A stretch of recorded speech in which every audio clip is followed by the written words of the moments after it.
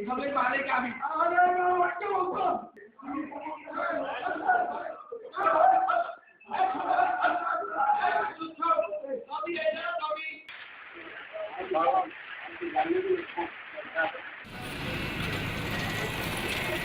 এভাবেই পটুয়াখালী শহরের কলেজ রোডের 10% জমি দখল করে উপজেলার সাবেক চেয়ারম্যান সুলতান আহমেদ মৃধা।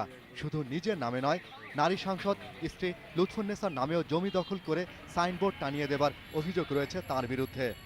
সুলতান আহমেদ মৃধা বাঁশখুঁটের টিন এগুলো নিয়ে এসে আমার জমি, আমার পথ বন্ধ করিয়া, যাতায়াতের পথ বন্ধ করিয়া বলে জমি আমার।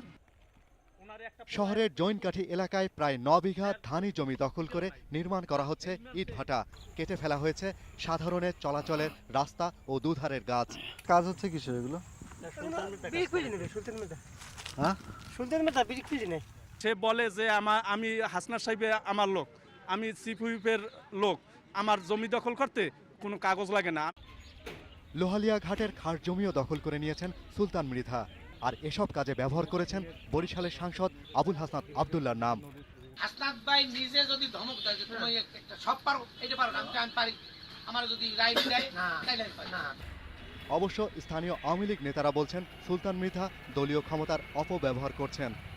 মানুষের জায়গা, মানুষের জমি, মানুষের দোকান, মানুষের ব্যবসা বাণিজ্যের জায়গাগুলো আমার দখল করতে হবে, এই রাজনীতি শেখ হাসিনাও করে না, আমরাও করি না।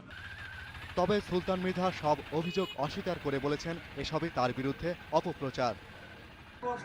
আমি বলি এগুলো মিথ্যা, আপনারা প্রমাণ করেন। আমি বলি আমাকে বলতে দিতে হবে।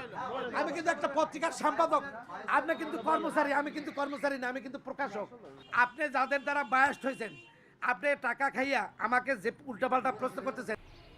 জমি দখল ছাড়াও সুলতান আহমেদ মৃধার বিরুদ্ধে শহর জুড়ে পৌরসভার নামে অবৈধ টোল আদায় ও মাদক ব্যবসার অভিযোগ করেছেন স্থানীয় বাসিন্দারা।